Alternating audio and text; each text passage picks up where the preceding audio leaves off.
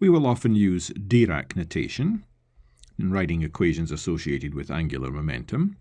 We could write, for example, L squared operating on this ket here, and we've put in the indices for L and M inside the ket. We'll presume that we realize we're talking about spherical harmonics, and these then are the indexes or indices for the spherical harmonic.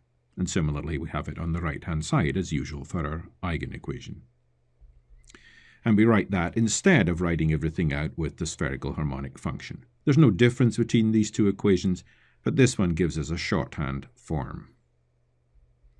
And the LZ equation, we could similarly write LZ operating on this same ket here equal to mh bar on that ket, where this ket, we understand, is this spherical harmonic, instead of writing out the spherical harmonic here with its theta and phi in it.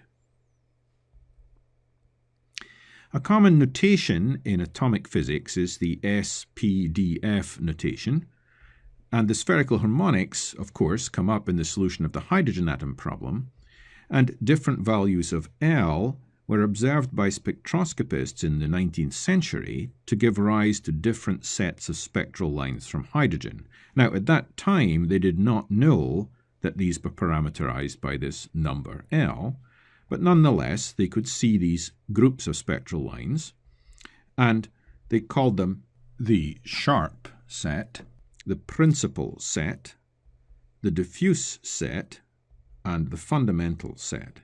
Now, it turns out these terms here have essentially no meaning other than to give us these letters here. They don't have any physical meaning in and of themselves, but they do in fact correspond to the different values of L. So each of these is now identified, as I said, with specific values of L, and we can also alphabetically extend this series to higher L values. So we end up with the following notation, which is very common in talking about atoms. L equal to 0 is notated as S, L equals 1 is notated as P, L equals 2 corresponds to D, L equals 3 corresponds to F, and then from that point on we just go alphabetically.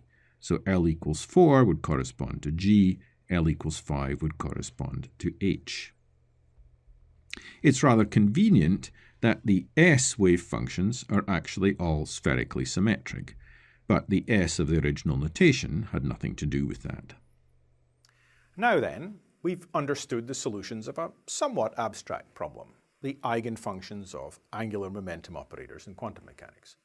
Of course, we've been doing this so that we can go on to solve one of the most important problems in quantum mechanics, the one that lies at the core of all of our basic understanding of chemical elements, the hydrogen atom. These spherical harmonic functions in particular turn out to give us all the angular properties of the atomic orbitals in the hydrogen atom. Looking at that whole hydrogen atom problem will be the subject of our next section.